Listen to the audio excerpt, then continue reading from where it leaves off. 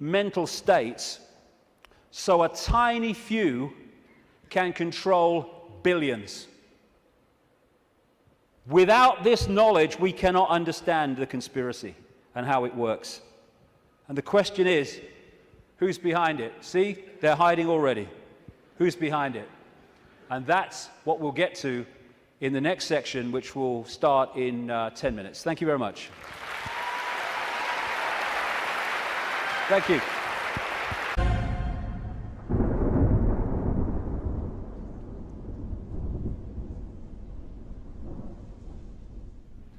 This next section takes us from that information about reality and starts to relate it to the situation we find ourselves in. There are 20 years between these two photographs, and in that time, really amazing things have happened. So many people have gone from that to that, and it's an exponential curve that's gathering pace all the time. And people are starting to see what is increasingly there, that we are watching the unfolding imposition of a fascist global state, or communist global state. They're the same either way. I'm sure people in fascist Germany and people in Stalinist Russia thought there was a big difference between the worlds that they lived in. Different names for the same basic control system. But I would suggest that if we stay only at the level of the five senses, only at the level of the world we see banking scams, manipulated wars, Orwellian imposition, then we're not going to get truly what is going on. Because I say this, look at it. This world has been changing and is changing so rapidly in terms of all different aspects of this control system, the way they manipulate education, manipulate wars, put in the people they want as presidents, give us all this shite through food and drink, control the media, manufacture the global warming scam, big pharma, and 9/11 and all that stuff. And it's coming in such a coordinated way. So if we are going to think that this situation that we're seeing unfold goes back to a few men and women in dark suits or whatever sitting around a table saying, what's our next move? We are clearly massively missing the point. And the vast majority of people who over the last few years have started investigating this, they will not go any further. They will not go any further because A, their belief systems won't let them, often their religious belief system, but also they are fearing what other people will think about them if they go into some of these areas I'm going to go into now. What people make of it is up to them. My right to say it is up to me. So yes, it's not just people sitting around a table somewhere in the world discussing the next move. There's the level where we see this unfolding in the news and what have you. Then there's this other dimensional, non-human level to look at, as I will in this section. Then there's the level of the nature of reality, which I've introduced already. And then there's this whole stuff about the moon, which I'll get into in this section too. And the rabbit hole doesn't end there. It goes deeper and deeper and deeper. And the deeper you go into the rabbit hole, the more we understand what the game is, the more we can change the game. And it's all about the control and programming of perception. That's the only way the few, and it is a few compared with the global population, that the billions can be controlled. Manipulating how we interact with reality, keeping from us that we are consciousness, putting us in these bubbles of our sense of limitation, and I can't, manipulating the way we decode reality, and therefore making us see the world as the control system wants us to see it. That's the basis of all of it going through the day, because that's the basis of all of it going through the whole conspiracy. So yes, of course, on one level, it does manifest as dark suits sitting around a table discussing the next move. But that's still the play-out world of this conspiracy. It's not its origin. It goes beyond them into the advisors in the shadows, the Mandelsons in this country. Peter Mandelson, if he's not manipulating, he gets withdrawal symptoms, that man. And into the Rahm Emanuels, ditto, in America, the controller, handler of Barack Obama. It goes into deeper levels beyond them, deep in the hidden secret society network. And eventually it goes out of this dimension. And that's where this whole thing is really coming from. Beyond the frequency range of visible light. And it involves non-human entities. Some of them people call the Greys. The main ones, I would say, and have been saying for a long, long time, take a reptilian form. They operate outside. They can come into visible light, but in terms of the reptilian part of this, they can't stay here for that long. So people say, why don't they just come and take over? Because they can't, or they would. They can come for so long, but their vibrational difference, incompatibility, means they have to leave. They can't stay for long, although there are technological ways they can stay for longer. And they operate outside visible light, and they manipulate this reality through bloodlines, interbreeding bloodlines that I'll come to. And we call them the Illuminati families. So, we operate within visible light, but outside of that, sharing the same space, is infinite other worlds and realities. And if a so-called UFO comes into this reality, because it's coming into visible light from where we cannot decode, it just seems to appear out of flipping nowhere. Because what it's done, it hasn't actually come in, it's just changed its vibrational state to resonate with invisible light, and it's like, it came out of nowhere. And then how often do you see it? Honestly, mate, there was this bloody UFO, and it disappeared just in front of my eyes. What are you on, mate? You on the pop or what? What it's done is increased its vibrational resonance to go beyond on visible light. Therefore, to the observer, it disappears. It hasn't disappeared at all. It's left visible light. And this range of frequency we call our world is being manipulated from vibrational frequencies beyond it. And Satanism is a network within visible light that interacts with these reptilian entities in various ways I'll get to before the end of the day. Places or areas of the heavens that come up, Orion comes up again and again in relation to these reptilians. And in terms of non-human visitations, so does the Pleiades, so does, in terms of the reptilians, area of the heavens they call the Draco constellation, which appropriately, coming through the word derivations, brings us draconian. And of course, draconian laws are the Orwellian laws coming in. Very, very appropriate. Sirius is involved as well. So, won't be able to get into this today. There's a lot more to know anyway, but so is what happened to Mars, is all involved in this story, how it became the devastated place it was, but it is, but wasn't before. And when I talk about these areas of the heavens, I'm not necessarily talking about those places with invisible light. Because just as we are multidimensional, so planets and stars, etc., are multidimensional. And just as a planet might be devastated within visible light, it's not necessarily devastated on other vibrational frequency levels of itself. Because the Earth, too, operates in visible light, but also multi-levels, like everything else.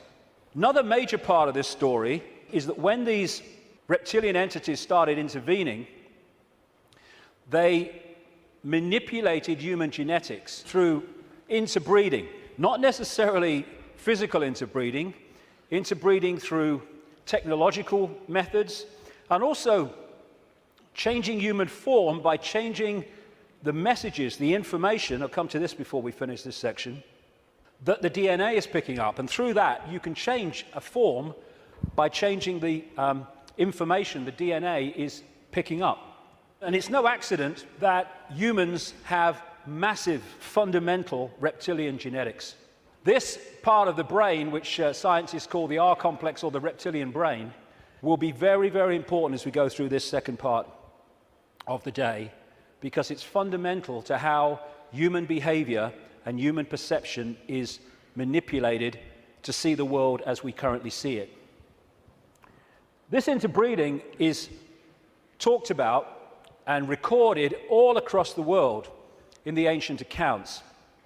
Of course, I guess because it's the Bible, the best known is this section from Genesis.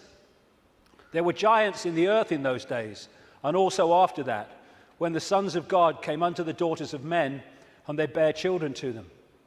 The same became mighty men, which were the old men of renown. But that's just the biblical version. Got a frog in my throat, the reptilian going. All across the ancient world, you see similar stories and accounts of this interbreeding. Something else goes parallel with the reptilian story. Again, not just in the Bible with the Garden of Eden and all that stuff, which of course the serpent was dominant, but across the ancient accounts. And that is the connection between the reptilian intervention and what we call the fall of man. And again, this is universal. And these themes will come together again and again as we go through this next part. The ancient accounts, again, and we're talking that part of the Yuga cycle, which they call the Golden Age, talk about the fact that there was a time when humans were so unbelievably different to how we are today. They were connected to higher levels of consciousness. They were in this world, but they were certainly not of it. They were capable of incredible feats, and they lived what we would call impossible lengths of time in terms of age. And then there was a sudden change, the fall of man, as it was called. What I call this is the schism. There was an energetic schism at the level of the metaphysical universe, the waveform-based information construct, and that, as it was decoded through into this holographic reality, obviously mirrored in the holographic play-out world the schism in the information construct. And this is a portrayal of that, a symbolic portrayal of that. Anything that happens here gets decoded through to there, and this is where the schism happened. It was like a distortion in the information. Thanks, mate. Cheers. You put the gin in, right? It was a distortion in the base information construct, and I'll be coming to how that happened. There were many consequences for this, and one of them was there wasn't just a schism in the energetic level of the world itself. There was a schism was passed through into human personalities. We became distorted also from the magnificence and harmony that we were before. And we went from that to this. And we're now at the point where we're coming out of that. And there was also genetic manipulation to stop us accessing ranges of frequency that we did before. This is a major reason, not the only reason, but it is a major reason why scientists call 95% of human DNA junk DNA, because they don't know what it does. This is the reason, not the only reason, but a major reason why we only use a fraction of our brain's capacity. This is why billions of cells in that bridge, the corpus callosum, don't seem to be doing anything. They've been switched off. We've been put into a state that disconnects us and therefore makes us controllable, makes us farmable. So you've got this reptilian group, and the ones involved appear to be relatively small in number, tiny compared with the global population, and this is why they're terrified of being exposed. That's a constant theme, all the way through it, wherever you look. And they've imprisoned humanity, or sought to, in this tiny frequency range of perception called visible light. Another key aspect to this is that they created hybrid bloodlines specifically to be the middle men and women. They became known in the ancient world as the demigods, the people, the children of the gods, part human, part god, as these serpent gods were perceived. And they were to be, like I say, the middlemen and women operating in visible light for the outside visible light control system.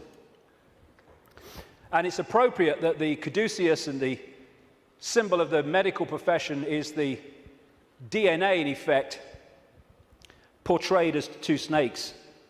Because to these reptilian geneticists who were far, far ahead of where we are in public arena in terms of genetics and understanding, the DNA is a software program.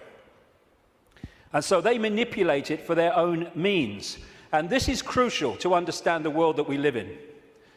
One seriously important aspect to this DNA, this hybrid DNA I'm talking about, is that it has eliminated what we call empathy, the ability to decode the emotion of empathy. Empathy is the fail-safe mechanism of all behavior. If I can empathize with the consequences for others of my actions, that limits and balances my actions. If I have no empathy because I cannot empathize, then there are no limits. There is nothing that won't do. 3,000 dead on 9/11, who cares? Who cares? That's what we're dealing with. And this is vital to get across. If we look at this information on the basis of thinking, I wouldn't do that, so they wouldn't do it, then we're going to miss the plot completely. Because it's not like that. No, you wouldn't do it. They would, and have no emotional comeback whatsoever. The reason for the interbreeding, the hybrid, is vibrational compatibility. These hybrids have a greater infusion of reptilian DNA than the general population, although we have a lot. And therefore, the resonance is sympathetic to the resonance of these entities operating just outside visible light. And through this resonant connection, like two radio stations talking to each other, the possessing entity outside of visible light can control the thoughts, actions, perceptions of the intermediary, the demigod. And of course, the theme of possession is as old as history, right up to the present day. We look at these people. All these pictures are by Neil Haig, by the way. Anything that looks like this. Great, great, great friend of mine, great artist. And this image symbolizes the fact that he looks at him with invisible light and he sees George Bush, nothing else. What people don't see, because it's outside the frequency range of their decoding system, is there are entities around these people who are actually controlling these people's thoughts, actions, etc.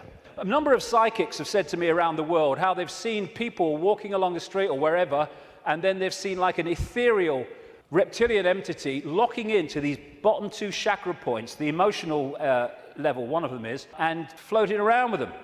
And this is a kind of a good analogy. You know when there's scientists in a laboratory and they're trying to work with something that they can't touch because it's too dangerous, what they're working with will be in a tank, and they'll put gloves on, which allows them to be outside the tank, but to manipulate inside the tank. Well, that is a very good symbol of what I'm talking about. These Illuminati bloodlines, these hybrid bloodlines, operate like those gloves, operating inside this reality. And Neil symbolizes these Illuminati families with invisible light as this bearded man. Whenever you see him as we go along, that is symbolic of the Illuminati families controlled beyond human sight by these reptilian entities.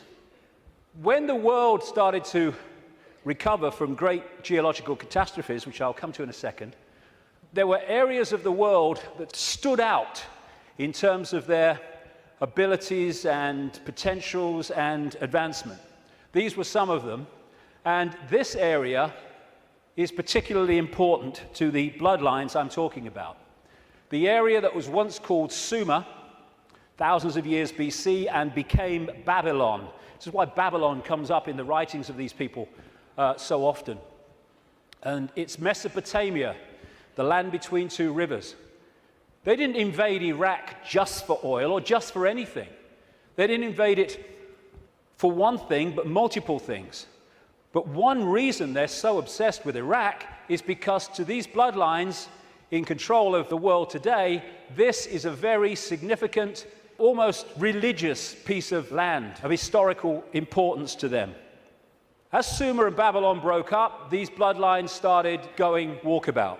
They became the royal families of the world. And what do royal families claim? The right to rule because of the divine right to rule. the Chinese emperors used to claim the right to be emperor because of their genetic connection to the serpent gods. And this is a theme all across the world between the serpent gods and royalty. They became the aristocracy and the royal families, claiming the right to rule because of their DNA. Just down the bloody road from here, we have a head of state in Britain to this day who is only head of state because of her DNA. Head of state because of her DNA. I actually made a complaint, nothing happened to it, but I made a complaint to the Race Relations Commission, or whatever they call it. They said, if you see racism, report it. So I reported the royal family. I thought, well, I mean, you would.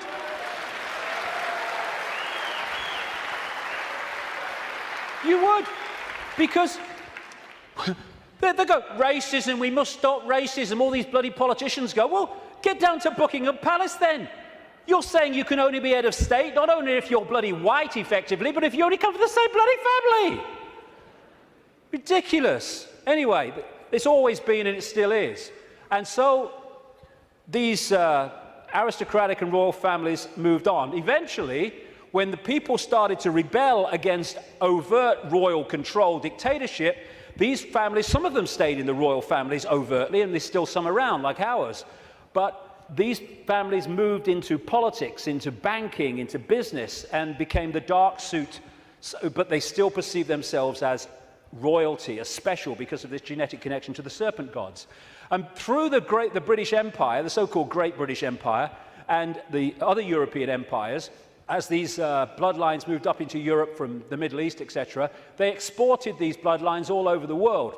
And we saw them in power in what we call colonization. But there's two types of control. One has a finite life, one can go on forever until it's exposed. The one that has a finite life is a dictatorship that the people under dictatorship can see, touch, and taste. Communism, fascism, apartheid. People know where they stand, and eventually, therefore, they will rebel against it because they know what they're dealing with. The greatest form of control is a control you can't see. Prison without the bars. You can't see the bars because you'll just sit there. People do not rebel against not being free when they think they are. And that's the idea of replacing the colony control with another kind of control called freedom. So what happened is, as these colonies, like the United States as it became, etc., and all the others around the world, as they were given independence, what was left out in those countries were the bloodline, under different names, the secret society network that manipulates the bloodline agenda, and those countries have gone on being controlled ever since. But because they have the ability to have a vote every 4 or 5 years, they don't realize they live in a tyranny. And that's how it works, the prison without the bars, and until it's exposed, it'll go on forever. And so these kind of people, especially the Rothschilds, they are major, major players in this. They are the middlemen for the manipulation of this reality from these entities mostly outside of this reality. And what they've created is like a global transnational corporation. What you have with a corporation is you have a headquarters somewhere in the world, and then in each country you have subsidiary companies of that headquarters, that central point. And all the subsidiaries in the world carry out the policy of the central point. Well, what these Illuminati hybrid family networks have done is create exactly the same, but instead of companies, they are secret society networks. So you've got the center of the web in Europe, for historical reasons, at operational level anyway, people at places like London, not the British government, the secret society center in London. In Rome is another one, the Roman Church, Rome, and other points in Europe. And then in each country, you have families from the network in those countries whose job it is to run the networks that control that country's business, banking, politics, media, all of it. And so what you have is, from this central point in Europe, the center of the web, all these different places and countries all over the world then impose on their country what is being dictated here. And that's why, as I travel around the world, I see the same things being introduced in different countries at the same time, overwhelmingly justified by the same excuses. It's all a global network. It can be symbolized too as a web, like I say. with the Rothschilds real close to the spider, and all these different strands on the web are different secret societies, different semi-secret societies, transnational corporations, and all the rest of it. So when you see all these different names of these corporations that dominate the world in so many ways, and the pharmaceutical cartel and the oil cartel and all the rest of it, the biotech cartel, they're all different names or different masks on the same one face. And so you have this structure where outside of visible light, you have the reptilian control system, comes down through the Illuminati families, and they control the people in power to push the world in a certain direction. Another way of looking at it here. You see, all these different people, these fight among themselves and all the rest of it, though if it gets out of hand, they get sorted. So these sit on the top of all these different countries. They control these different areas of their societies, and the people are then played off against each other. These buggers don't go to war, they tell these buggers to go to war. And if we stop going to bloody war, game over. But we do. Ridiculous. That's part of becoming conscious.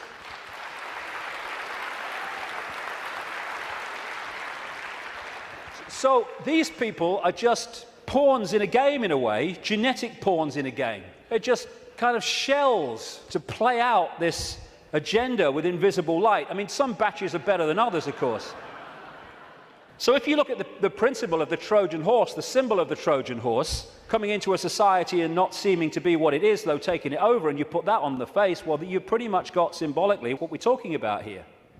People send me pictures from around the world and stuff that they find on the internet and elsewhere, which have a kind of reptilian feel about them. I'm not saying these are reptilian eyes, it could be a trick of the light, but I've used it because it gives an indication of the number of people that have told me this all around the world, from all walks of life, how they've seen people shift from a human to a reptilian state, and especially the eyes are the first to go. They describe how the pupils become reptilian. And interestingly, a great friend of mine has an associate who, I don't agree with it, but he's been doing a research project to develop iris scan technology, and it led to him looking very deeply into 2,300 eyes. And he said he knew nothing about what I'm saying, probably never heard of me. And he said to my friend, the amazing thing was that about 4% appeared to be of reptilian type and appearance. And that is a recurring number, in my research anyway. 5% seem to be of this hybrid nature. So these people are reptilian hybrid human reptilians. And you look at the eyes, but behind the eyes are something else. I had an experience with this guy, Ted Heath. He was Prime Minister of Britain from 1970 to 74, took us into the European Union as it became. And it's a long story, I've told it before, but he looked at me in a dressing room in a television station, and as he looked at me, this is what his eyes did. His eyes went completely black, everything. And as I looked into his eyes, it must have been like that for, I don't know, maybe a minute, 2 minutes. And as I looked into his eyes, I said at the time, it was like looking into two black holes, because you couldn't make eye contact because there was no contact. And it was like, as I know now, looking through him into this other dimension where he was really controlled from. This man, Ted Heath, oh, my goodness me. My goodness me. The children that guy has tortured and killed. And I've been saying this since 1998 in print, and he was alive for many, many, many, many years after that. And nothing happened. Why? Because it's true. And so these people are like hiding behind human form. And hey, I rest my case. I rest my case.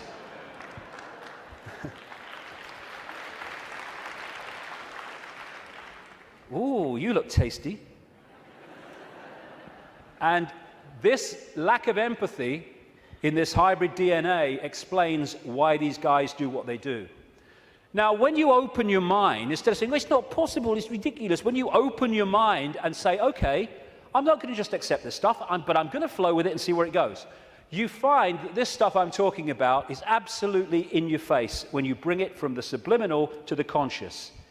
The oldest form of religious worship in the world has been taken back 70,000 years to an area of the Kalahari Desert in South Africa, and it is worship of the serpent or worship of the snake. This man, Reverend John Bathurst Dean, wrote a book, a very, very good book, 1933, called Worship of the Serpent, in which he studied serpent worship around the world. This was his conclusion.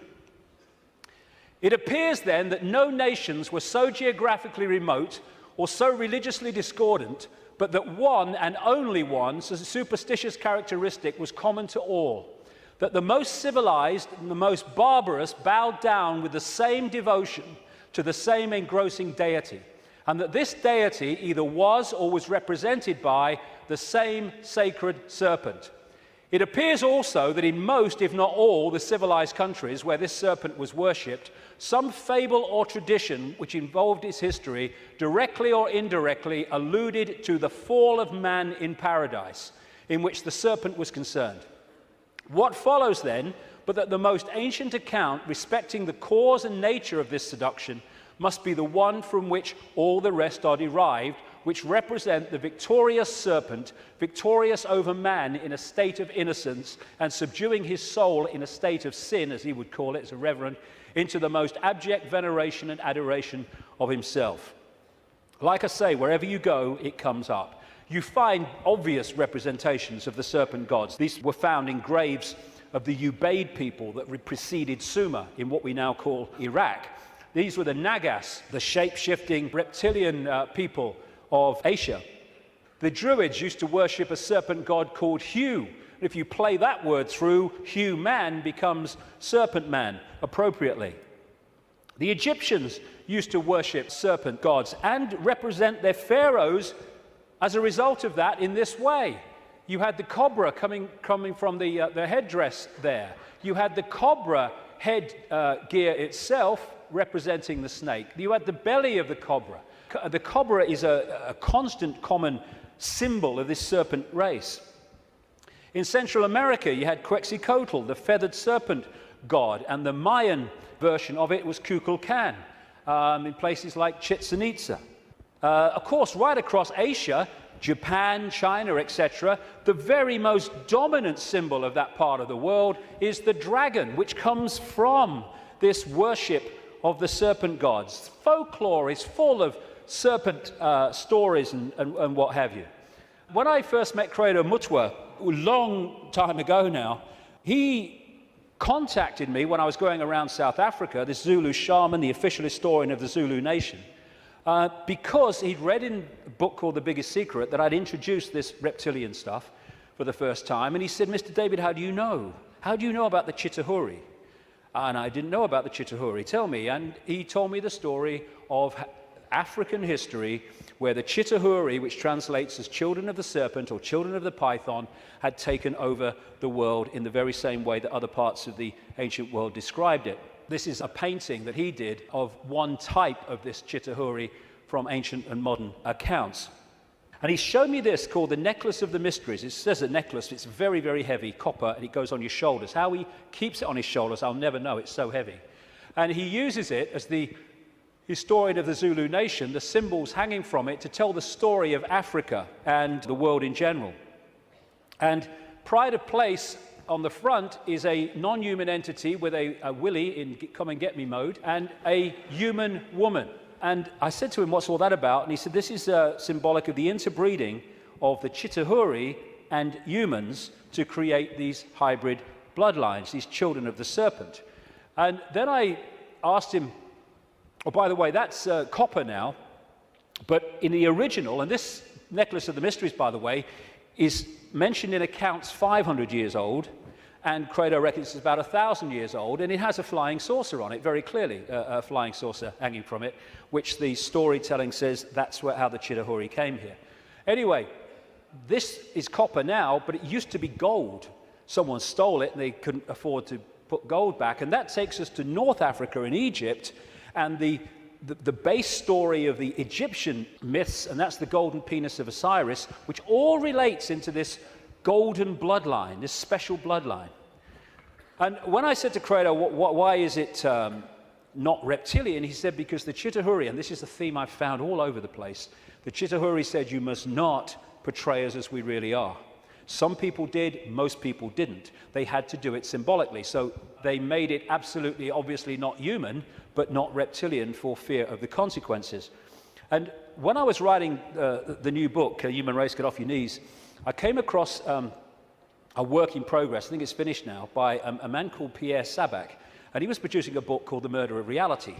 And Pierre Sabac spent 7 years nearly pouring through dictionaries. He's crazy about words and derivatives, pouring through dictionaries and what have you, of all these different peoples and different languages and different eras.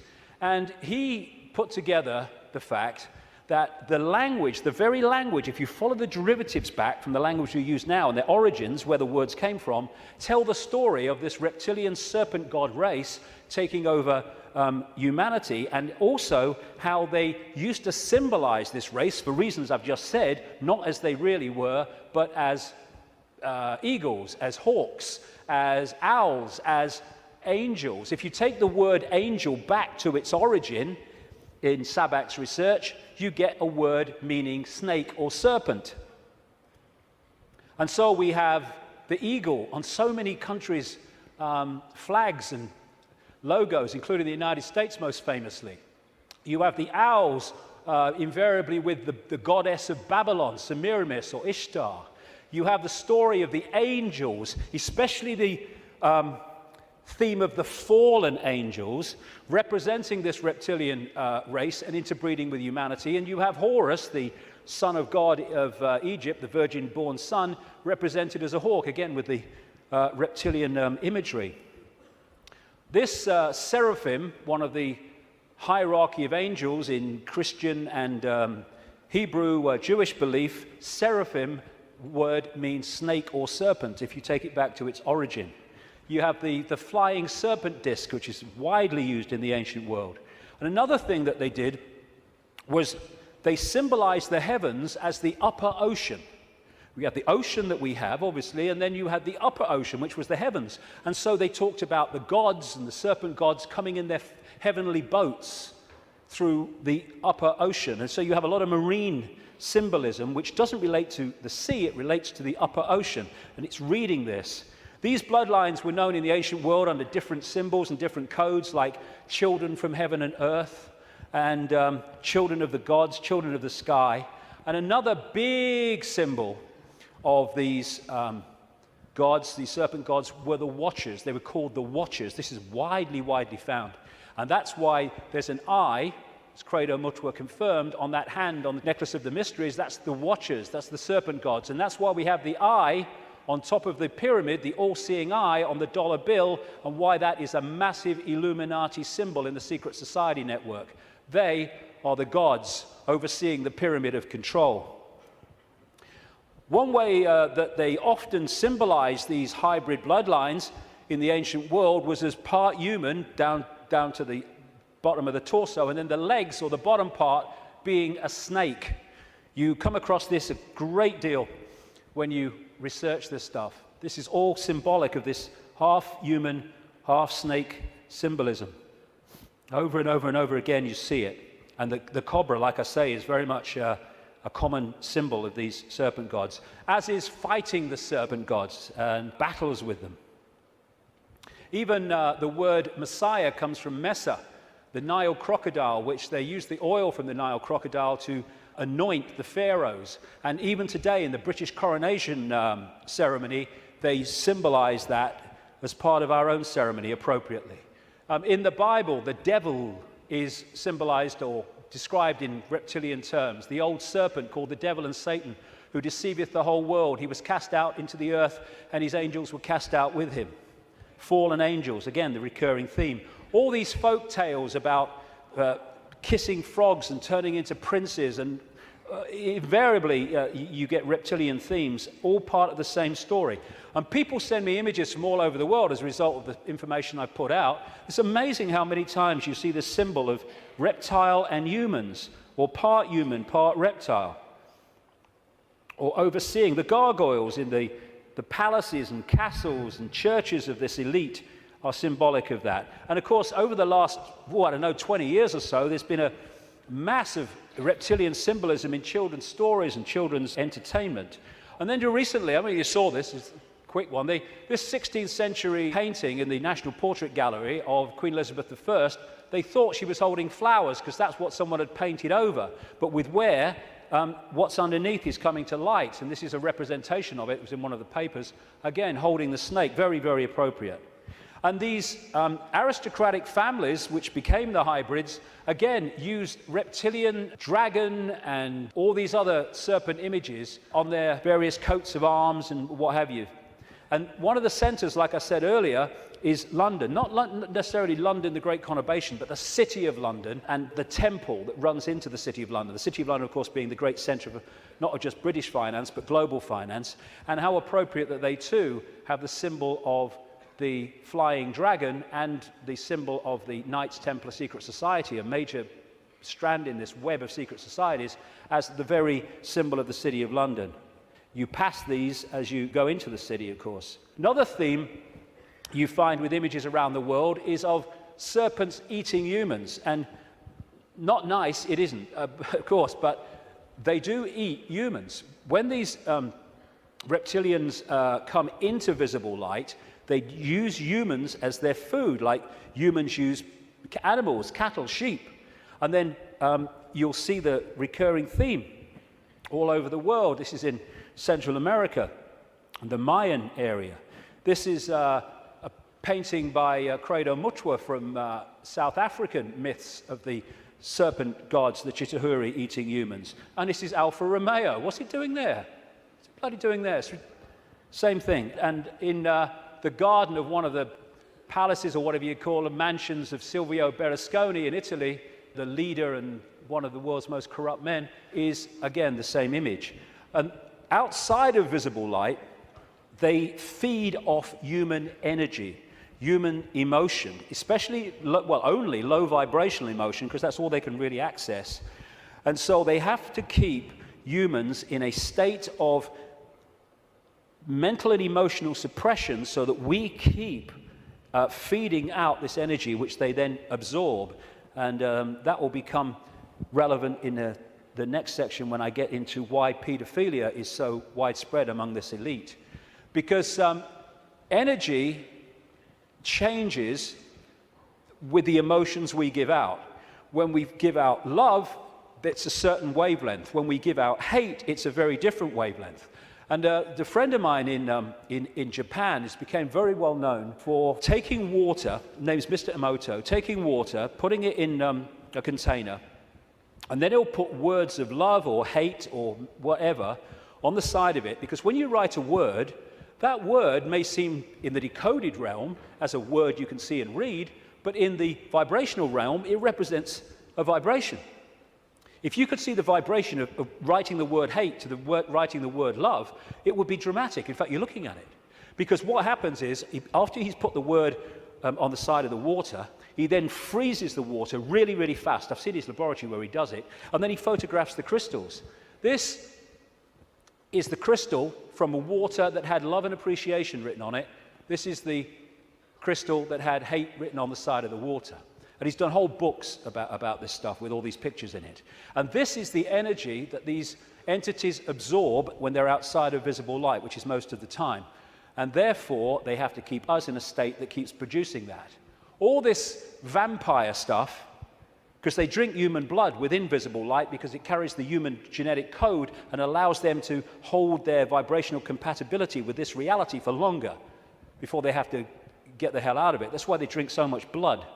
And then there's this thing about shape-shifting, where, I've had a lot of, laughter and ridicule, so what's bloody new about this? And people say, well, you can't go from a solid body to a solid body and back again. And I'm saying, do you know? I agree with you. Of course you can't. But that's not what's happening, because there is no solid body. It's all happening as a decoding system. There is no solidity.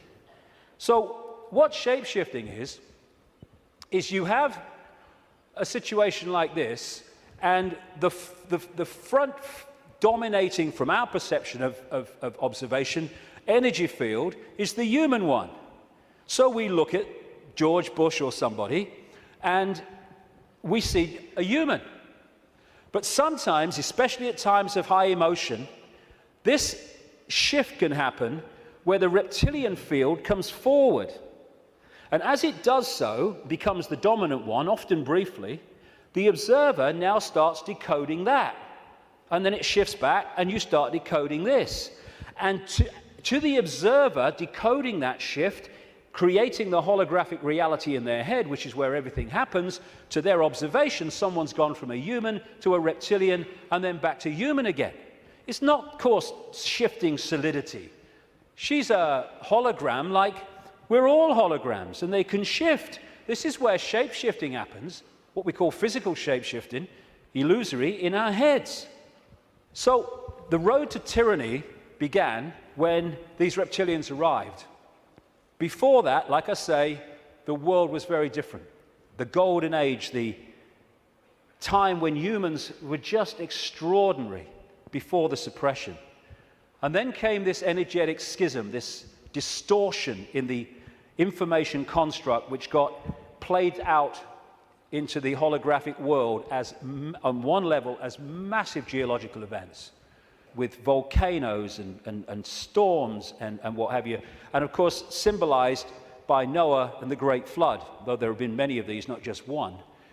And Noah is simply a biblical version of much, much older stories that tell exactly the same story of how the earth turned over, how there was a massive flood, tidal waves, what we call today tsunamis, how there were great geological catastrophes and upheavals, and basically the world was, certainly the society that went before, was destroyed. It was a blank sheet of paper.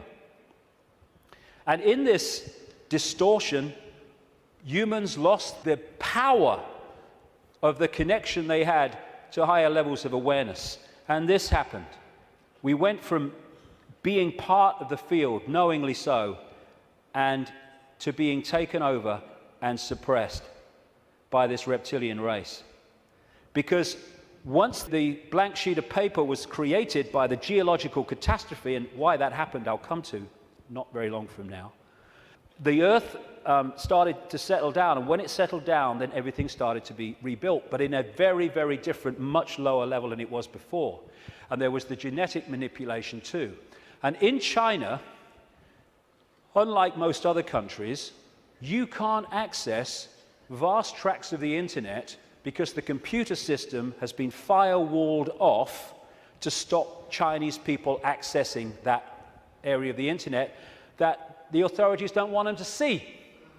What happened as a part of this intervention, I kind of mentioned it a little earlier, is that human genetics were manipulated to do exactly the same to us, to firewall off us from the level of reality that we could access before.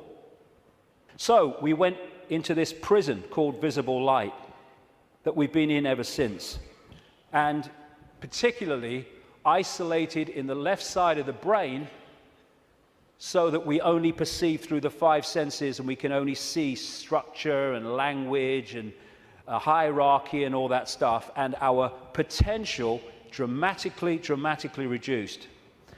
And this world came as a result of it.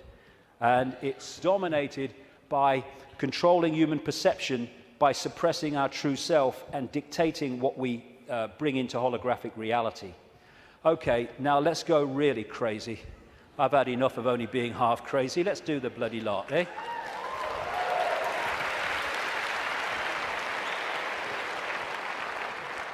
What I want to say before I go into this is this.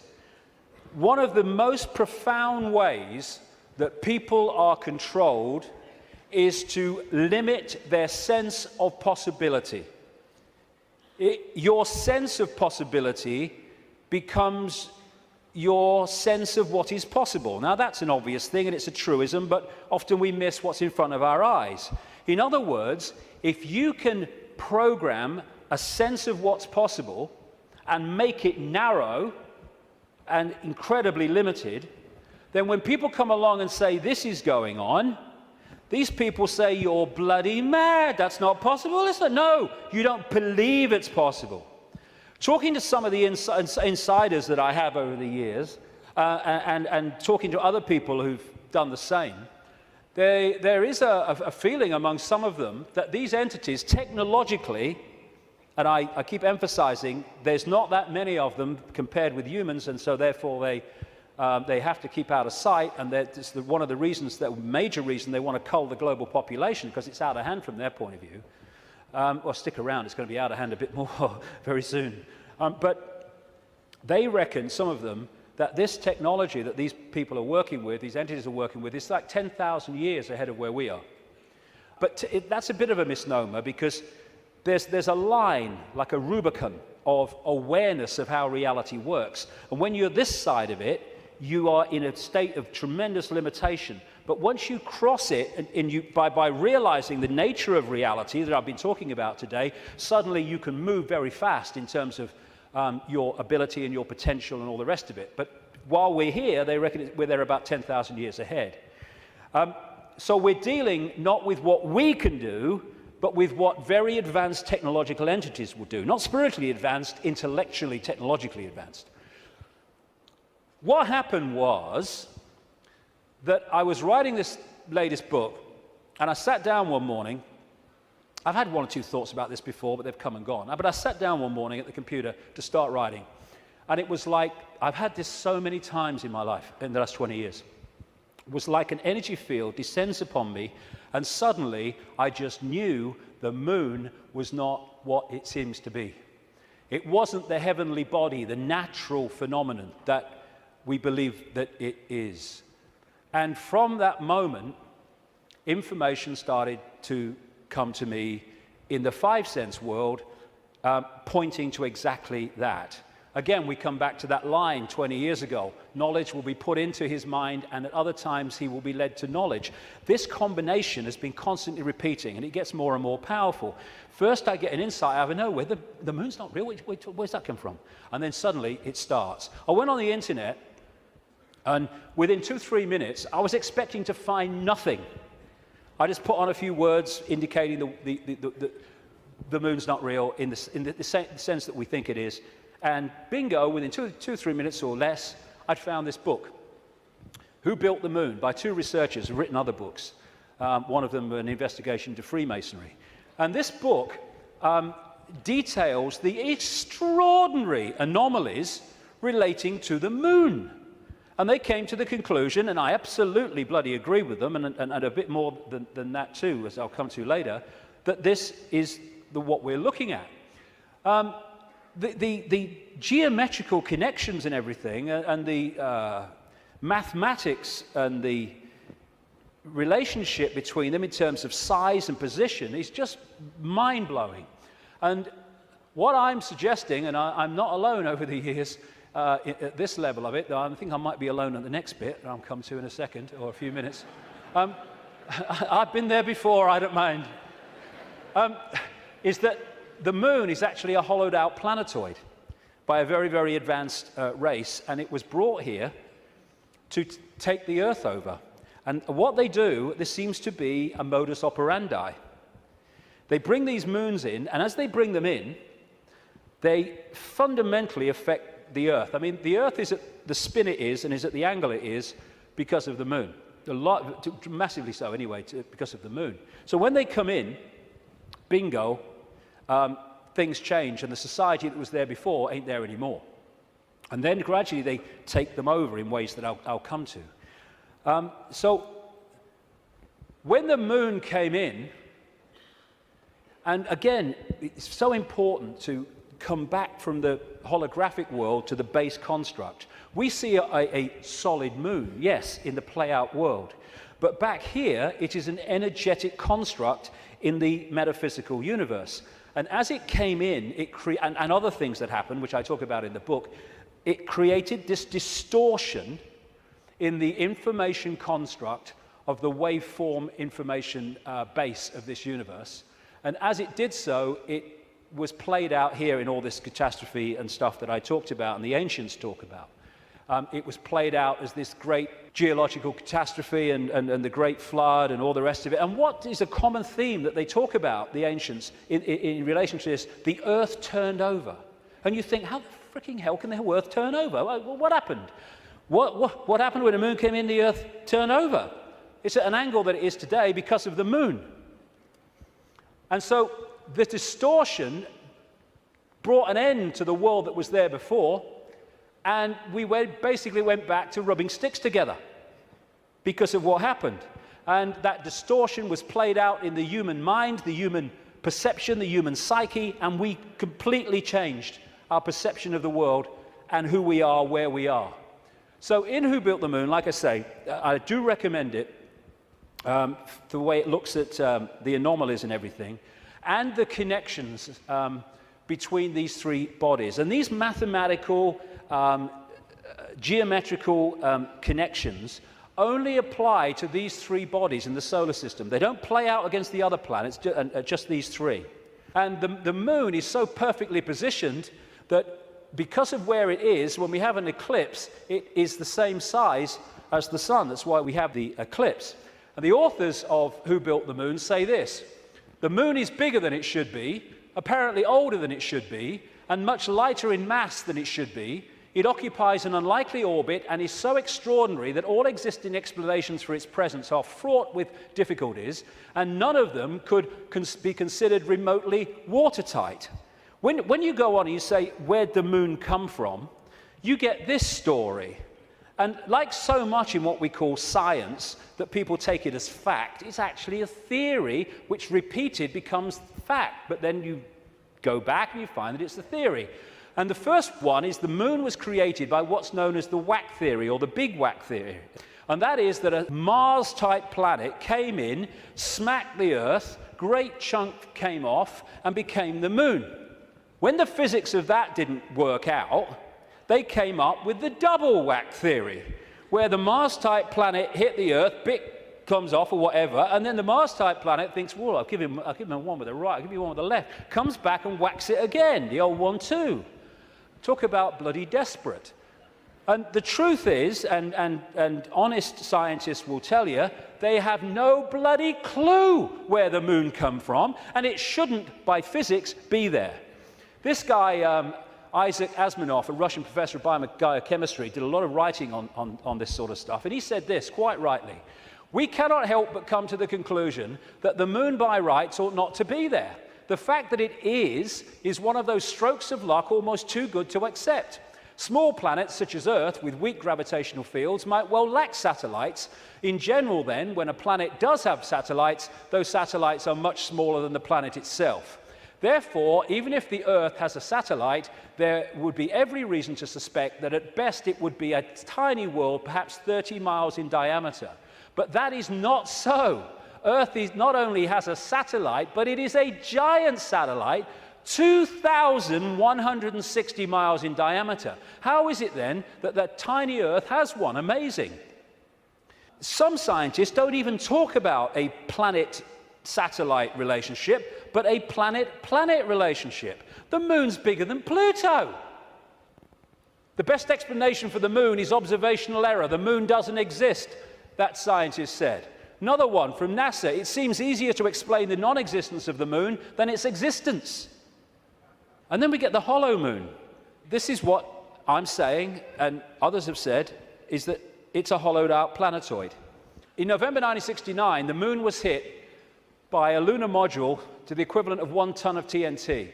The shock waves built up, and NASA scientists said the moon rang like a bell.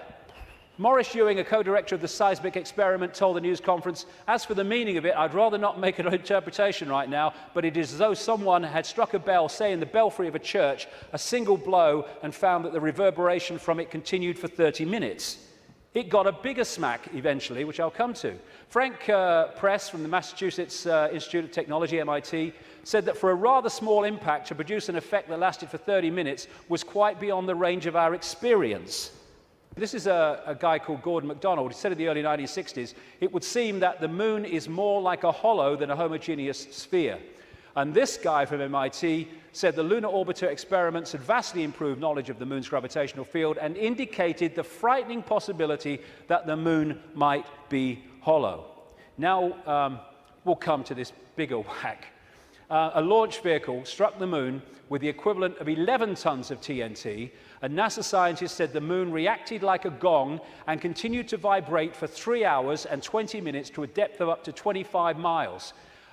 Ken Johnson, a supervisor of the Data and Photo Control Department during the Apollo missions, told Who Built the Moon author Alan Butler that the moon not only rang like a bell, but the whole moon wobbled in such a precise way that it was almost as though it had gigantic hydraulic damper struts inside it. These two Russian scientists from the Soviet Academy of Scientists wrote an article in 1970 in Sputnik magazine in Russia headed, "Is the Moon the Creation of an Alien Intelligence?" And all these years later, it indicates to the fact that they were right. What they point out, and others point out, is the outer surface of the moon is extremely hard and contains minerals like titanium. Moon rocks have been found to contain processed metals, including brass and mica, and the elements uranium-236 and neptunium-237 that have never been found to occur naturally. Uranium-236 is a long-lived radioactive nuclear waste and is found in spent nuclear fuel and reprocessed uranium. Neptunium-237 is a radioactive metallic element and a byproduct of nuclear reactors and the production of plutonium. Some lunar rocks have been found to contain 10 times more titanium than titanium-rich rocks on Earth. Titanium is used in supersonic jets, deep-diving submarines, and spacecraft. Dr. Harold Urey, the winner of the Nobel Prize for Chemistry, said he was terribly puzzled by the rocks from the moon and in particular their titanium content. He said the samples were mind-blowers and that he could not account for the titanium. The two Russian scientists said in their article, if a material had to be devised to protect a giant artificial satellite from the unfavorable effects of temperature from the cosmic radiation and meteorite bombardment, the experts would probably have hit upon precisely these refractory metals. Refractory metals are incredibly resistant to heat and wear. In that case, is it not clear why lunar rock is such an extraordinarily poor heat conductor, a factor which so amazed the astronauts? Wasn't that what the designers of this super Sputnik of the Earth were after? From the engineer's point of view, this spaceship of ages long past, which we call the moon, is superbly constructed. They say it's a hollowed-out planetoid, and they say if you're going to launch an artificial Sputnik, then it is advisable to make it hollow. At the same time, it would be naive to imagine that anyone capable of such a tremendous space project would be satisfied simply with some kind of giant empty trunk hurled into a near-Earth trajectory. It is more likely that what we have here is a very ancient spaceship, the interior of which was filled with fuel for the engines and materials and appliances for repair work, navigation instruments, observation equipment, and all manner of machinery. In other words, everything necessary to enable this caravel of the universe to serve as a Noah's Ark, appropriate, of intelligence, perhaps even as the home of a whole civilization, envisaging a prolonged thousands of millions of years existence and long wanderings through space, thousands of millions of miles. Naturally, the hull of such a spaceship must be super tough in order to stand up to the blows of meteorites and sharp fluctuations between extreme heat and extreme cold. Probably the shell is a double-layered affair. The basis is a dark armoring of about 20 miles in thickness, and outside of it some kind of more loosely packed covering, a thinner layer averaging about 3 miles. In certain areas where the lunar seas and craters are, the upper layer is quite thin, in some cases non-existent. And as this scientist said, the moon is made inside out. In other words, what's on the outside should really be on the inside, and that supports the idea of a hollowed-out planetoid. So, when I started to put this together, and there's a lot more of this in the new book, I then called the oracle in South Africa, Credo Mutwa, and I found Zulu legends to be incredibly accurate with their symbolism. And this is the thing, symbolism. You get these anthropologists and people, they go around and they look at these shamans and these ancient stories, and they take the blooming things literally.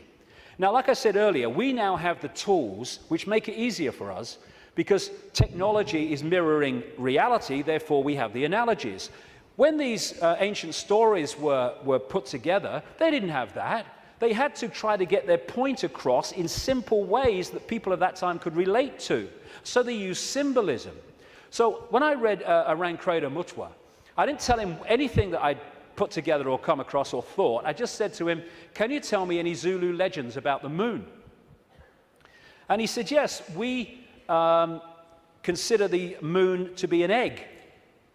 Now, when you take that literally, you say, the moon's an egg, the anthropologists, the primitive people you know. But no, they symbolize it as an egg for a reason. And this is what he said.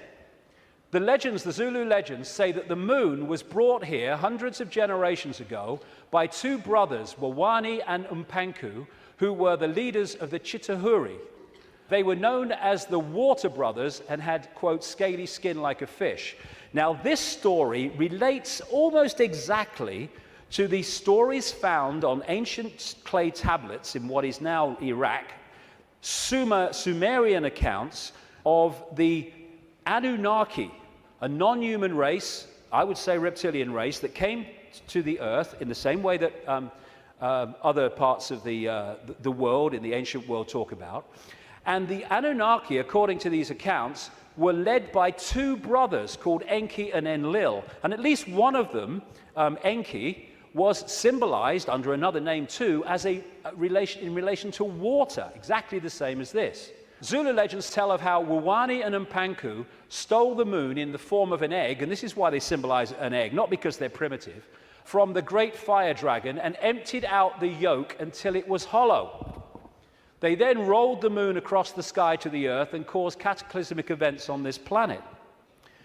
Zulu legends also say that the Chitahuri threatened to move the moon if humans didn't do what they said because of the devastation that would cause. What the two scientists said about this 2-3 mile outer kind of protection, followed by a 20-mile impregnable layer, explains one of the anomalies of the moon, which the craters are pretty much of universal depth. Even though the scale of the impact and the size of the crater can be massively different, the depth is about the same, really, within a very short ratio. And that's, the scientists say, because it goes into the outer layer, the kind of buffer, but it can't go further than this inner protection layer that is impregnable. This guy, Don Wilson, wrote a book in the 70s called Our Mysterious Spaceship Moon. And these are some of the anomalies that he lists, and there are others that can be explained by what we're talking about. Why the moon is a freak world, too big and too far out to be a natural satellite of Earth. Why the moon has such shallow craters. Why some moon rocks are older than Earth and as old, at least, as the solar system. Why the moon seems inside out. Why the moon vibrates like a huge gong, transmitting tremors great distances around and through itself. How the moon can produce so many contradictions of data and findings. And I think it was in 2001, there was a series of people who spoke at the National Press Club in Washington who were insiders of government projects and space projects, etc., who came out to give evidence on things that they saw and were covered up and have never come to light. And one of them was this man, Sergeant Carl Wolf. He was a precision electronics photographic equipment engineer based at the Langley Air Force Base in Virginia. That's the CIA Air Force Base. One of the planes in 9/11 flew out of that and never got there, wasn't meant to. But what he told at the press club was that he was called across to part of this base where they were putting together what they called mosaics. As the craft were flying over the moon and photographing it, they were taking different photographs and piecing them together to complete the landscape. And they had a technical problem, so he went over to try to help them out with it. And then a guy there who was working with his mosaics showed him something of interest. And this is what he said at that presentation in Washington. Then he pulled out one of these mosaics and showed this base, which had geometrical shapes that were towers. They were spherical buildings, they were tall towers and things that looked somewhat like radar dishes, but they were large structures. If I compare it to what I have seen now, because I do have photographs that have artifacts in them that are similar to what I saw, they're massive. And this is a thing, you think about the moon, massive. This is a thing that comes up. The structures and technology and, if you like, spaceships that these people work with, some of them are absolutely enormous, beyond our comprehension, because they've crossed that Rubicon of understanding how reality works and therefore what possibility is. Some of these structures are half a mile in size. They're huge structures. Some of the buildings seem to have very reflective surfaces on them. A couple of structures that I saw reminded me of cooling towers at power generating plants. They had that sort of shape. Some of them were just very, very straight and tall with a flat top. Some of them were round. Some of them looked like Quonset huts and with a dome, a kind of like a greenhouse. The particular shot that I saw, there were several clustered together over the landscape, a fairly large landscape. And other people at that press club presentation talked about how NASA systematically smudged out or removed any non-natural artifacts that they showed on the surface of the moon. And this documentary called Moon Rising, you can watch it on YouTube, I think, looked at photographs taken by something called the Clementine mission in 1994, I think it was, which took 1.8 million photographs, digital photographs of the moon. And you see the way that some things on the landscape were just blocked out. I mean, what's behind this? There's loads of these things which they've blocked them out. And then there's this, which has been smudged out. If you take it from another angle, there it is. What the heck is that? One of the kind of astounding things in this documentary is that they said they took this picture to a photographic expert who's worked with NASA, and he estimated that this was 10 times the size of Los Angeles. Because you're dealing with phenomenal understanding of how to create this technology. Because of the understanding of reality. And whatever it is, it certainly doesn't seem to be natural. You've got all these other things kind of smudged out, and you can only see even the smudging in close-up. And what I came across when I was putting this together is the Death Star in Star Wars. Now, George Lucas, as I've been saying in my books for years, is a massive insider in a galaxy far, far away. I don't think so. I don't think so. This is much closer to home. And of course, in the Star Wars movies, the Death Star it looks very much, of course, like the moon, and it was constructed to move in on planets and take them over in the same bloody way that I'm talking about in relation to the moon, and there's more to know too. In many ways, this is so symbolic of what we're looking at here, and that's no accident with George Lucas involved. And interestingly, this is Mimas, a genuine moon of Saturn, and there's the Death Star. I found that quite interesting when you put them together. Anyway, there was also talk, and more recently there's been further talk in the last few weeks, that one of the moons of Mars, Phobos, is a hollowed-out asteroid. This guy said a long time ago in '63, chief of applied mathematics at NASA, that Phobos might be a colossal base orbiting Mars, and like I say, that's come back into the debate that it could be. And again, one of the Star Trek episodes was about a hollowed-out planetoid that became, in effect, a spacecraft, a world, and inside it.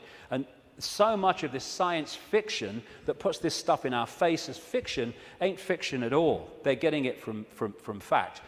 So like I say, there's not just incredible synchronicity in mathematics and size and position between these three bodies, but as the authors of Who Built the Moon point out, there's great synchronicity between things like Stonehenge and other megalithic structures and these three bodies, particularly the moon.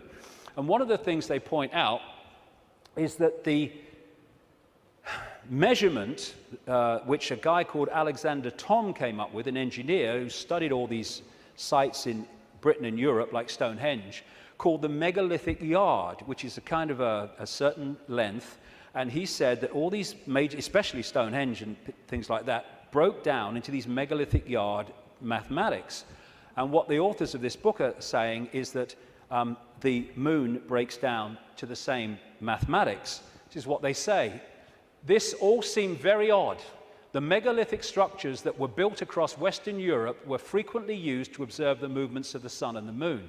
But how could the unit of measure upon which these structures were based be so beautifully integer to the circumference of these bodies as well as the Earth? Well, maybe because those that built Stonehenge and these megalithic structures in the ancient world, some of which we'd struggle to build now, were also those controlling the moon. And okay, this could be controversial, but, you know, I've been known to be. I think that these structures were put there to suppress the Earth's energy grid for reasons I'll come to in a moment, because we are interacting with this energy field all the time. And how do you control all the fish at once? You control the sea they're swimming in. And the way to control humanity and suppress humanity is to suppress the energy field and the energy and information available in that field that we can access. And these fantastic structures were not done by humans alone, let's say that. Now this is where I am probably alone for the moment. I don't think I will be forever, but there you go. When I was, I do this more in detail in the book, but I'm trying to connect dots here. What I came across when I was putting all this together, again, was something I've termed the moon matrix. The first section today is absolutely crucial to understanding how this can work. The moon matrix is a broadcast frequency coming from the moon, which has, in effect, hacked in to the human body computer and to the virtual reality universe in general, and has created a sub-reality within the wider virtual reality. Because, I keep saying it, but it's important, we see the moon as physical, but actually its base construct, like everything else in this reality, is waveform information. And I would say, and of course I think this is going to become more obvious as the years pass, I would say the moon is actually not just what we've talked about so far, but it's an interdimensional portal through which entities and energies can come out of one reality through into this one. It's their means of entry.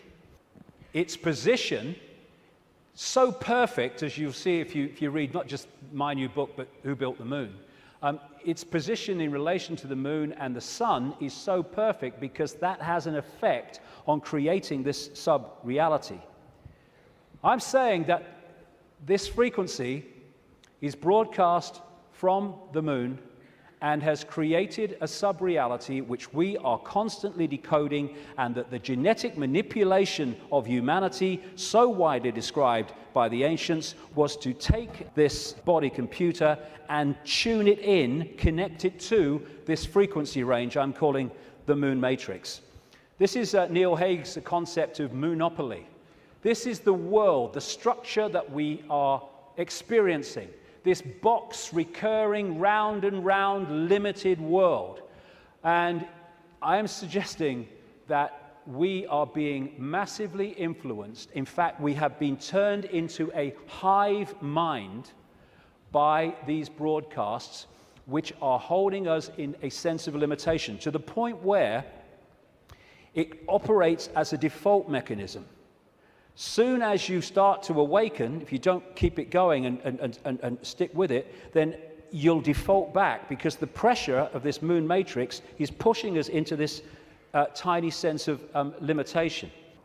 So what virtual realities do is they basically hijack the five senses and get them to decode the information in the computer game and take it into reality.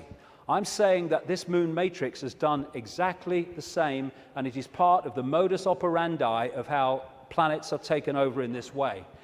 Our five senses have been locked into something else, and we're decoding a fake reality. Basically, we are connected to this symbolically, which is a hive mind, which is why we are so herd-like when we weren't before. You know, and if people are going, "Whoa, okay, what?" Just stick with me, because the layers will go on.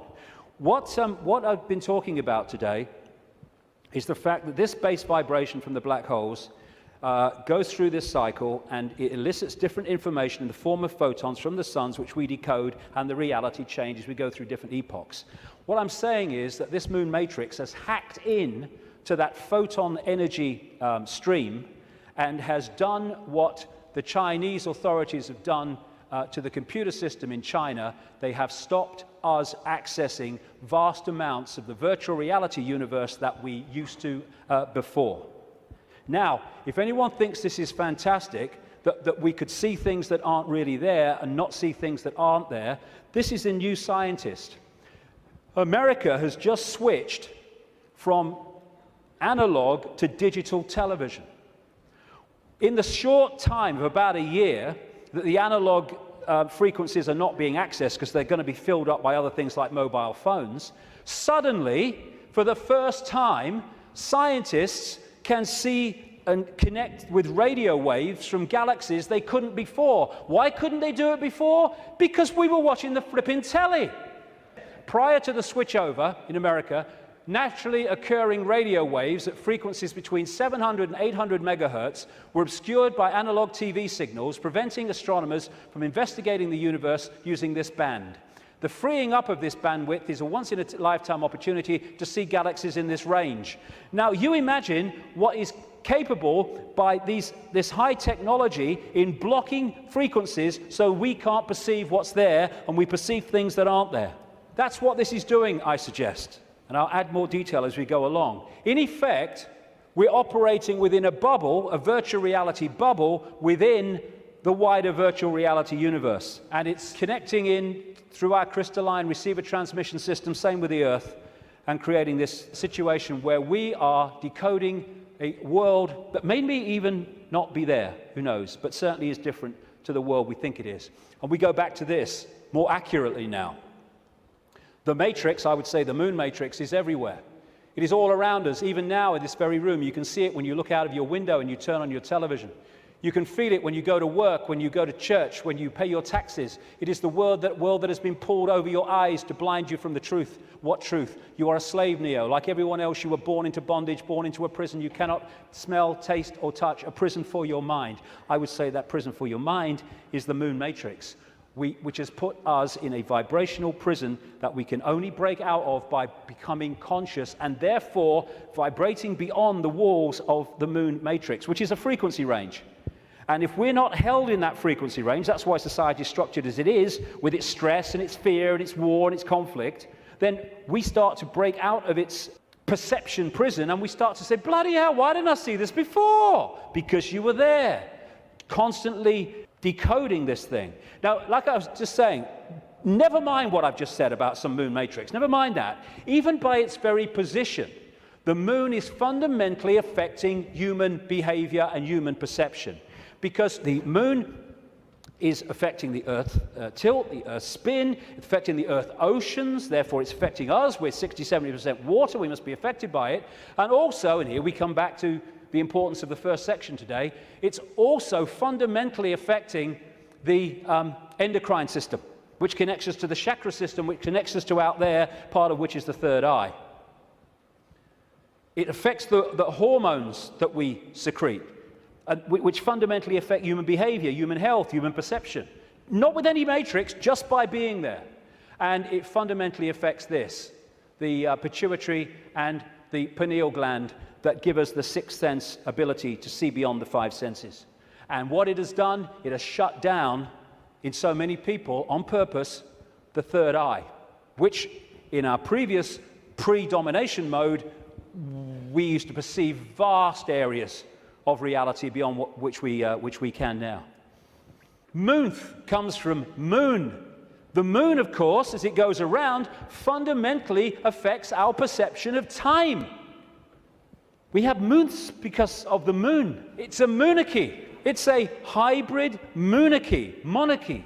And one of the major ways they control us, seems to be a modus operandi again, is money, controlled by the Rothschilds. Now, I saw a film, some years ago, called They Live. It was a B movie, and it was not just produced and directed, he wrote the music, every bloody thing, by a guy called John Carpenter. You follow John Carpenter's movie-making history, and you will see that he bloody knows a great deal. He'll say he doesn't, he bloody knows a great deal. He does movies and horrors and Satanism and all this stuff, and he did this movie called They Live, and I thought it was very symbolically accurate when I first saw it, but now it's unbelievably accurate. For those who haven't seen it, you go on YouTube, put John Carpenter, They Live in, you can see it in sections still today. The story was this. It was set in the future, but the future was about now, because it was a few years ago now. There was a massive economic depression, and this guy comes along with his tools on his back. He's walking around America trying to find a job in the building industry. He gets a short-term one at this building site. At the end of the day, one of the other builders said, do you have anywhere to stay? Because there's a massive economic depression. People are living in tent cities and corrugated iron makeshift villages on wasteland. Exactly what's happening in America now, incidentally. And he's now having nowhere to stay. So anyway, he goes back with him to stay at this corrugated iron tent little village thing on the wasteland. And he starts getting interested because there's things going on across the church, across the way, that seem very strange to him. And the villagers mocked up some kind of television in a kind of Heath Robinson way. And when they're watching the television, suddenly it breaks out of the main channel, and there's just a man's face on the screen saying, they're here, they're controlling, you don't know, all that stuff. And then there's a police state raid on this village and on this church.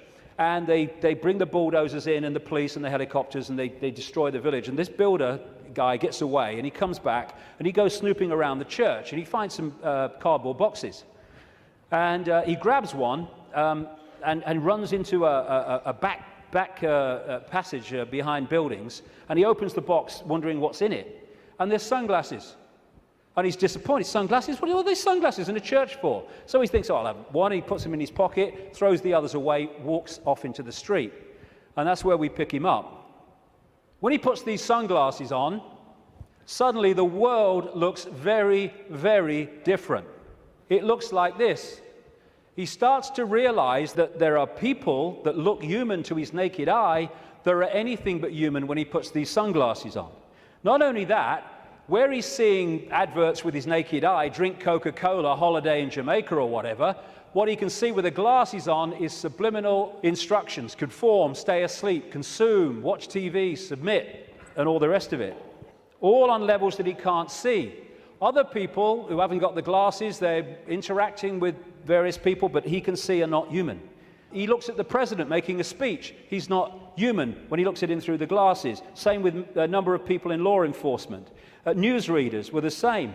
And where it goes is that at the end of the movie, they realize that the reason that people cannot see without the glasses, what he can see, is because there is a frequency being transmitted from the top of a television tower, which is preventing the population seeing what they would normally see if that frequency wasn't being broadcast. And what they do is they break the broadcast frequency, they stop the dish working, and people are sitting in bars, and suddenly they can now see the guy next to them's not human. What a bloody laugh that would be, wouldn't it? And there's people out having sex and then realizing, hey, I didn't really come home with you. Tell you the funny thing, a lady in Canada told me this story happened to her. I spoke in Canada years ago now, and I met this lady. She was a power-dressing businesswoman, you know, very of this world. But she'd had this experience, and she was shaking when she told me the story. She said that she got this boyfriend who had a dark side, she said, that he knew about and he was trying to deal with. And they come home, and they go into the bedroom, and there was a shelf at top of her bed, and standing there was the book, The Biggest Secret, which for the first time I introduced this reptilian thing. He then goes crazy, she said, when he sees the book, and he got her to throw it away. Oh, what are you reading that rubbish for, and all that stuff? Mind you, he's not alone in that. And then they start having sex, and he's kind of on top of her, and she said, I had my hand on the bottom of his back, and suddenly he started getting very, very violent, and I started getting frightened. And she said, then my hand was pushed back. And she said, I looked over his shoulder, and my hand had been pushed back by a tail. He sprouted a tail. She said, I screamed, threw him off, And for a second or two in front of me, he was totally reptilian, and then morphed back to human and ran out of the house, never seen him again. But these bizarre stories that are bizarre to our reality, I've been told all over the world by people from all different walks of life, people in the Swiss banking system and all that stuff, all different kinds of people. So this frequency is that equivalent of that broadcast dish on the top of that TV tower, which was stopping those people in that movie seeing what they would normally see. Now, when we bring this down into the reptilian world, well, it gets interesting, because we live in a society that is an expression of the reptilian brain. This man, Carl Sagan, a cosmologist, very famous, he wrote a book called The Dragons of Eden, in which he was looking at the effect of reptilian genetics on human behavior. And he said, you cannot, in effect, understand human behavior without understanding the reptilian aspect of all this.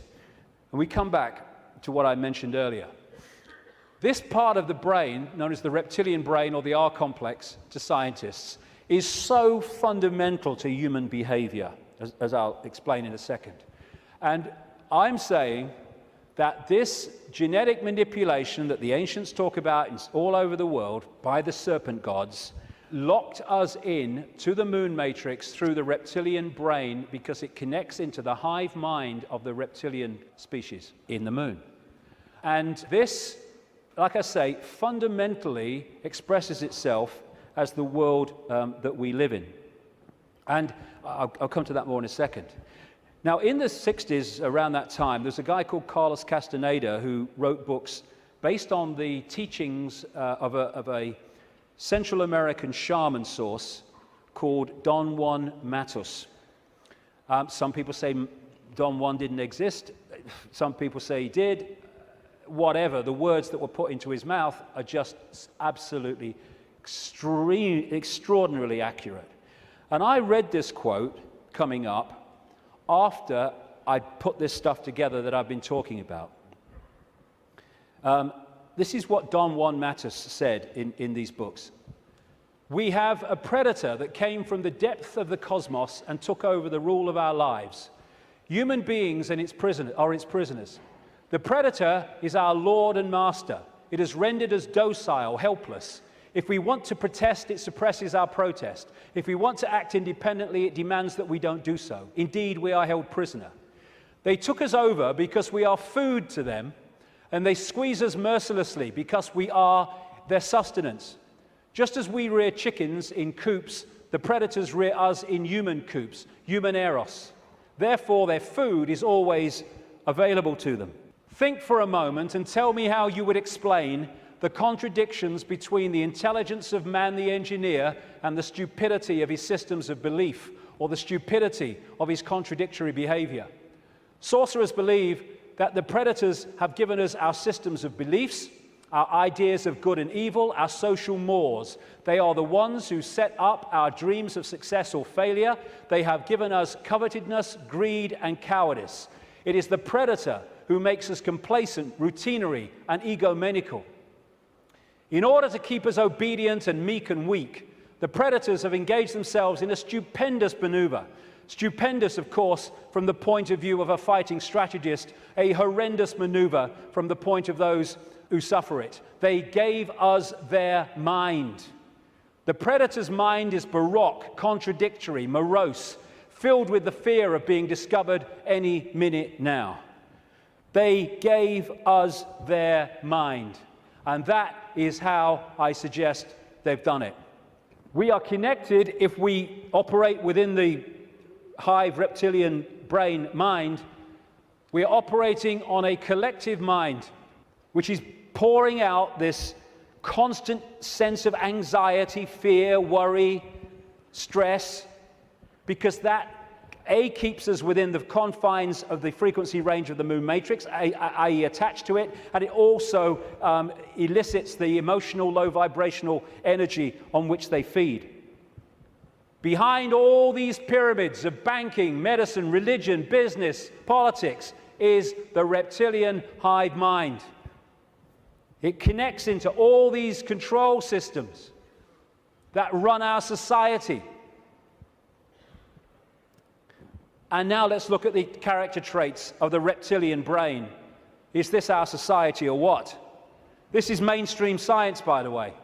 From the reptilian brain, we get primitive and emotional responses, cold-blooded behavior, lack of empathy, if not balanced out by other parts of the brain, and territoriality. This is mine, get out. A desire to control, an obsession with hierarchical structures of power. Aggression, might is right, winner takes all. And it is dominating our sense of reality and our reaction and responses to events and other people. This is the word that sums up the reptilian brain: survive, survival.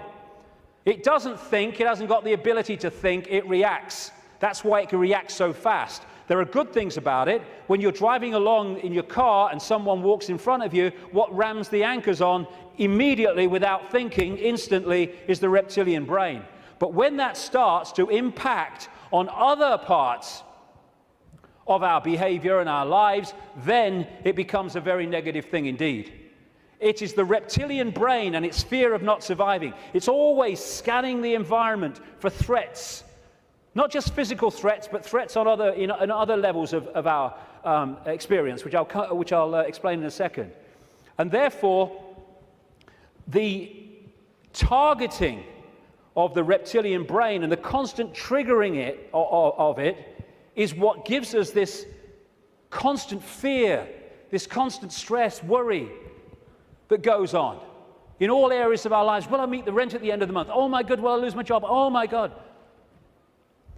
And the more that we can be put in fear, here we go, the more we operate in the reptilian brain. That's why we're constantly given reasons to fear and to be anxious. Be afraid, be very afraid. The big bad monster's coming as soon as we've invented him. And when he's gone, we'll have another. Terrorism, global warming, swine flu, the economy, I don't look like her, I don't look like him, Constant reasons to fear.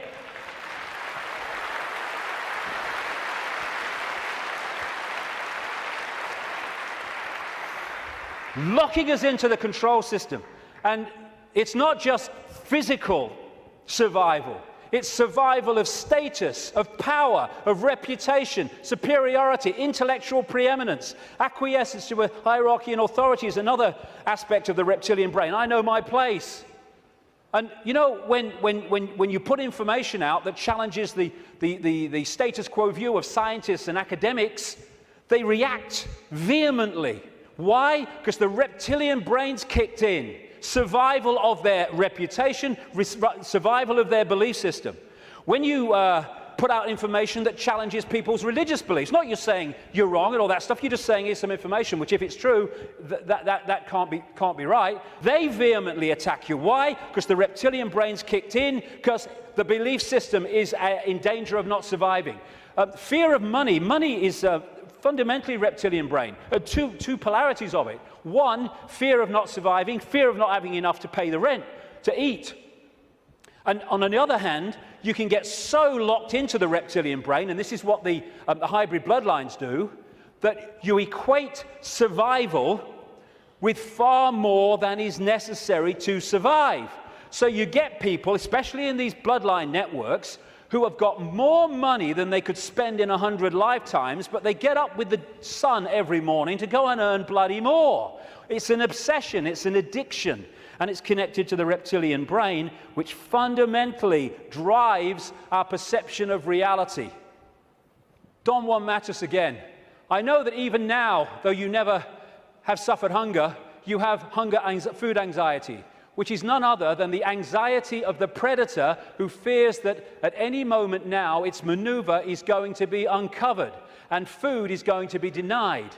Through the mind, which after all is their mind, The predators inject into the lives of human beings whatever is convenient for them, and they ensure, in this manner, a degree of security to act as a buffer against this fear.